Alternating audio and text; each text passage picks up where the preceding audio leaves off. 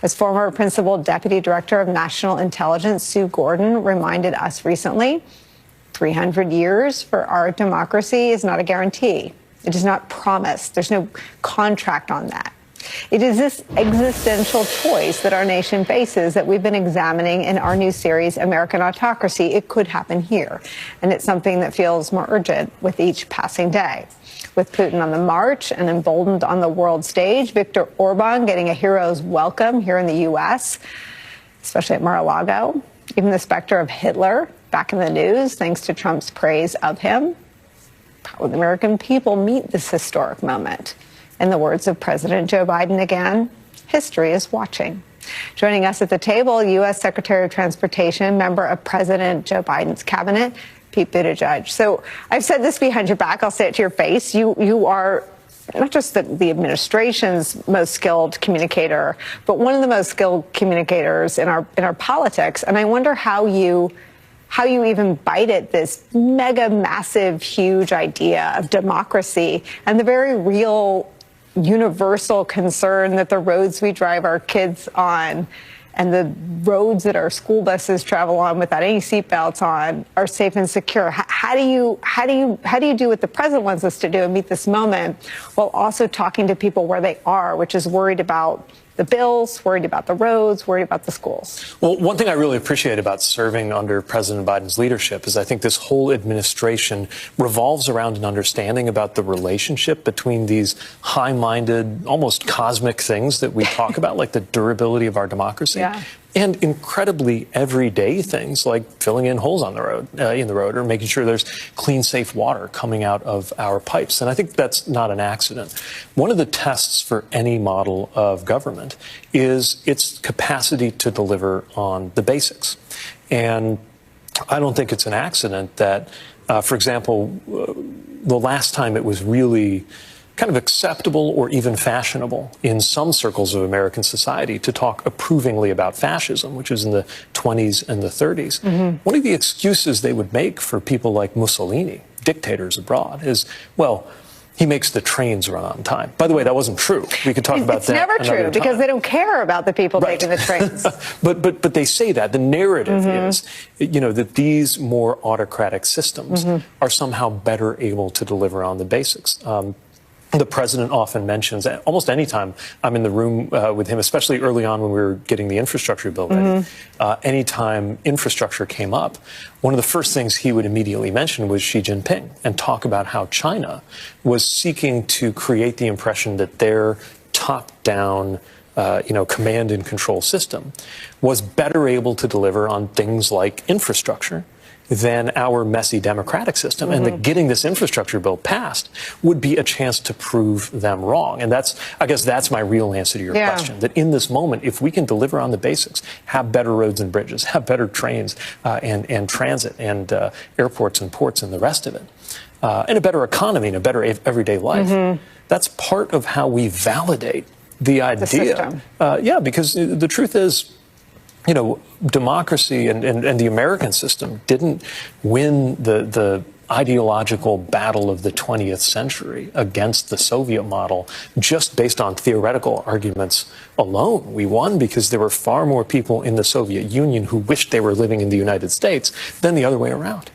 And that really does come back to how we deliver on those things that make everyday life better or worse, depending partly on the condition and the functionality of your federal government. And this was Biden's bet all along, right? I mean, it started with shots, and then it was formula when that got screwed up by private industry. It's why you can now get more kinds of formula in the United States of America, as anyone with little kids knows. And it is crystallized probably most clearly in infrastructure. And Trump, when he controlled every branch of government, coveted an infrastructure bill all of his own. He wanted to do it because even Trump knew that you could cut a big fancy ribbon and stand in front of a road and a bridge and you could do it, and he failed. And I wonder how, President Biden invoked his predecessor 13 times in his State of the Union address. I wonder how you make this contrast clear that this is what's on the line. That road, that bridge, that Wi-Fi you suddenly have, those bars on the top of your phone, you didn't have those the last 4 years. You have them now. Yeah, I think that was a good example of the contrast between bluster saying you're going to deliver something, infrastructure week again and again and again with no results, which is what we experienced in the last administration, and actually delivering, which this president did and this administration did in our first year. Just this morning, I was in Philadelphia at a bridge, the Martin Luther King Bridge. I was at that same bridge a couple of years ago as we were just announcing the beginning of this infrastructure program. Now, I was talking to the workers who are in the middle of actually rehabilitating that bridge. So that difference between talk and action, between bluster and results, is very much on display in what we have right now with this infrastructure package. And I would say the how matters, not just the what, but the how. So look at how it got done, because there is this fiction out there that the way to get things done, especially infrastructure, is to have a strong man come in, barking orders, and just, command and control, get it all done. The Chinese way. The Chinese way, or the Orban way, or the pick your dictator. Yeah, which in some way also rhymes with the last administration's kind of style, right? Except that didn't get anything done, and the president, in a very democratic way. By the way, a democratic way that was messy. I mean, we really worked at the president's direction to get Republicans on board, and many of them did. We didn't do it by shoving it down anybody's throats. We got Republicans to come across the aisle. Not all of them, honestly, not even most of them, but many of them came to work with Democrats, work with me, work with the president, and get this thing done. So our messy democratic system did, in fact, deliver. That, I think, is one of the best answers we can have for this strongman fantasy, that's how you actually deliver results for people. Tim Snyder, who wrote on tyranny and is now sort of a celebrity of this moment, but also super knowledgeable, talked about the problem with the strongman myth is that the people who can be persuaded to want the strongman are never the people that the strongman cares about. That once they're elected, they only care about other strongmen. And I wonder, as you're sort of out in the country, and you seem to value having some of these conversations on Fox News, where some of the people watching, maybe most, didn't vote for your boss. Why is it so important to try to reach people who are already persuaded that a strong man isn't such a bad thing? Well, again, I think it's the difference between show and tell. So we're trying to show results, and whether I'm appearing somewhere on TV or whether we're out on the road, we're connecting that through in places that, yes, have forgotten, not only don't believe that a president of a certain party might care about them, but just don't believe that Washington cares about them at all. I've been to almost every state just since getting this job. And think about places like Chamberlain, South Dakota, this small town, maybe 2,500 people, but big enough it actually has an airport. And that airport really matters because they use it for air ambulance missions to fly people to the nearest hospital, which is a very long drive away. And their general aviation terminal it's a manufactured home. It's basically a double wide. They've made it work. But for years and years, they've been wanting to have an actual building, a modest request, but a very important one that they didn't have the funding to get done. We brought the funding to do that out of the very same program that is delivering funding to fix the notorious horseshoe roadway at LAX that can really tie you up when you're getting dropped off there. Or if you have to go around. And, when we were there, I mean, talking to these very practical-minded local and county officials who, I didn't ask what party they were from, didn't come up. I'm guessing maybe a different party than mine. It didn't matter, but the emotion and the passion that they had around this project and the fact that we were finally getting it done was everything. So when I'm in a place like that or Port Arthur in Texas or Tell City, Indiana, these places that have been overlooked again and again and again, it's another chance to show versus tell, not just to offer them resentment or talk a big game, but to actually get stuff done and have the receipts, literally. And what is the barrier to entry? I mean, do you walk up to someone in a MAGA hat and say, hey, I know in a lot of those rural communities, it's the trauma center that is if you have to drive, you die. And so you need those rural air facilities. Yeah, I mean, this is one of the many reasons I love the transportation portfolio, because as has famously been said, there's no Democratic bridges or Republican roads. So you can talk to somebody who maybe isn't ready to listen to you on a lot of other issues, but absolutely gets why we need to get this road fixed or get this bridge done. And now, that being said, they may not automatically be inclined to give President Biden credit, especially because the way our funding works is a lot of it passes through states. Some of those states have governors who aren't going going to go out of their way to give President Biden credit or explain how they got all the funding that governor is then deploying to fix the roads and bridges. But that's part of why we're getting out there. And you're going to see my cabinet colleagues, administration colleagues, myself, leaders, the president and vice president out there, partly to highlight the communities and the people doing the work, but also I think it's fair and proper that the president get out there and take credit for things that wouldn't have happened without him. And just ask the Republican lawmakers who want to take credit who didn't vote for the bill. And there are many. Yeah, but I think that's the best proof that it was a good bill and that it's good policy. That's how you know these projects are the right thing to do. Can I keep you over a break? I have a few more questions for you. All right, we will be back with Secretary Buttigieg on the other side of a very short break. Stay with us. The Secretary of Transportation, Pete Buttigieg. We called you Mayor Pete on the show for a long time, but I think it's some of that. I mean, when you're a mayor, you are literally touching people, and you obviously haven't lost that. I want to ask you what it's like, and again, we've talked about going on Fox News, but when you're out in the country and you're announcing a project and you're putting people to work, you're touching people who literally believe that Joe Biden isn't the legitimate president. I mean, some of the exit polling that Steve Kornacki highlighted on Super Tuesday was shocking, frankly, that 30-60% of Republicans in some counties don't believe Joe Biden is legitimate. How do you take that on? And obviously, I said to you before you came on, I was part of the last Republican administration to honor the Hatch Act. I know there are things about a campaign you can't say, but this is about the very legitimacy of the administration in which you serve. How do you deal with that? How do you make that better? Yeah, I think, like you said, there's a whole set of things that are on the campaign side that I won't talk about. But on the official side, I think the best way to earn legitimacy is to keep delivering results. And I know we're not automatically getting a ton of credit for every good thing that happens, but that shows you how long a period of digging it has taken to get into the hole we're in as a country when it comes to public like literally trust. And figuratively. Yeah, digging. I mean, look, I guess the literal digging is hopefully going to get us out of the figurative digging where, we've had 30 or 40 years of underinvestment. And honestly, if I think about my generation, my first election I could vote in was 2000.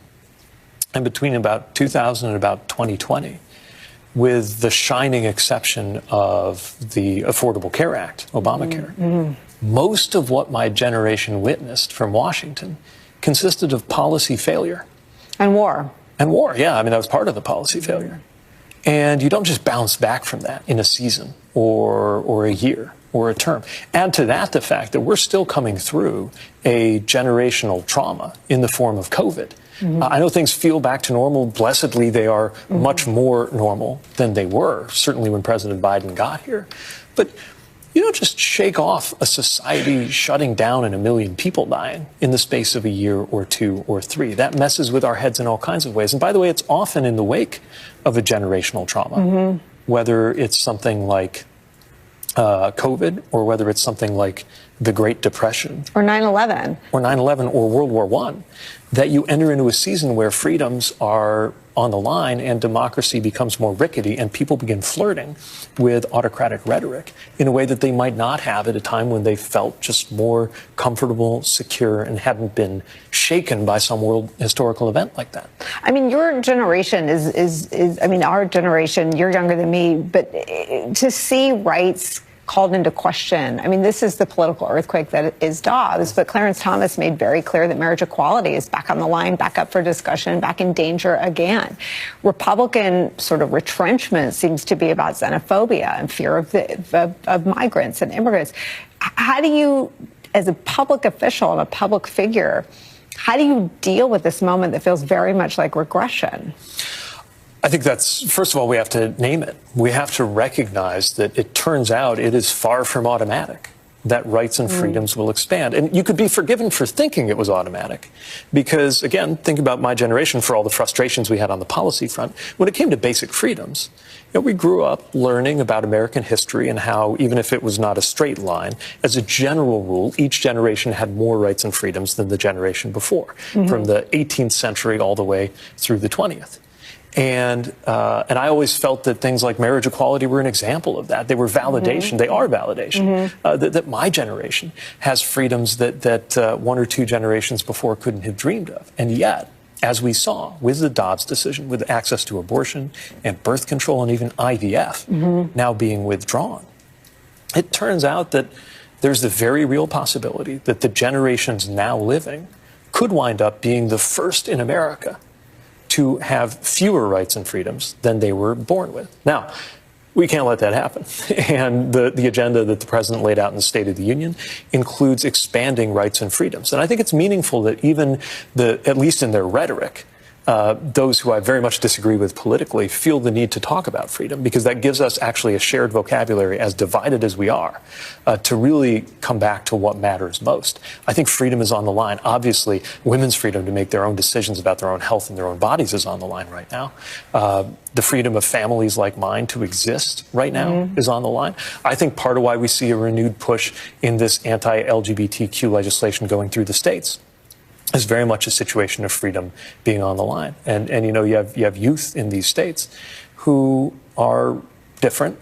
And for as long as there have been people who are different, there have been government officials demanding that they conform and be like everybody else. And what's happening now in these places is of a piece with that long, long pattern. And the question will be, what happens next? But it's not for nothing that some of these same political elected figures are now in the business of banning books. And if you were involved in banning books, you are not involved in expanding freedom. It's just not possible to be both. Are you hopeful? Actually, I am. I mean, first of all, we lay all that out. How? Well, like you, I've become a parent rather recently, and that means you don't have a choice, right? Totally, yes. You just literally don't have a choice to not be hopeful. You can't give up, because so much. I used to talk about this in terms of my own generation's skin in the game. Now I think about it in terms of our 2.5-year-old twins and their stake in the game. Another thing, by the way, it's not just at that aspirational level, but also the stuff I see happening across the country makes me hopeful. The people I talk to, even before we get the projects finished, we're already talking to people who are benefiting from the work that we do. I was just in the Pacific Northwest. The I-5 bridge, it's this monster infrastructure project that they just couldn't get done because it's so complicated, so expensive. We're bringing $600 million to help get this done. It's 107 years old, needs to be fixed, needs to be replaced. And I got to sit down with people in the building trades, including apprentices who were very new at this. But they were talking about how this was changing their lives. And some of the workers I met represented some of the groups who have really been on the outs of the policy decisions and priorities of the past. A working mom who, up until now, had to travel 4 hours to get to a work site. And is wondering if she'll ever get to see her kids. A returning citizen who is more than anything focused on how he can be a good example to his nephew. A Marine back from Iraq and Syria who said literally that finding that union and the standards that were expected of him and the purpose that it gave him was the reason he's not a statistic. So the kinds of things that can be achieved through what I know seems like very wonky, work-a-day, wonky, pedestrian, nuts and bolts stuff like fixing roads and building bridges is, I think, how we build those metaphorical bridges that make our social fabric stronger, too. And I'm very hopeful about what we can do, but under no illusions about how much work it's going to take. We are very grateful to get to talk to you. I hope this conversation is to be continued. You can always make a new parent cry about the future. But I'm glad to hear that you're hopeful. I mean, you're out there, and I'm grateful to you for bringing some of that into our studio. Thank you very much for being here. Thank you. Thank you.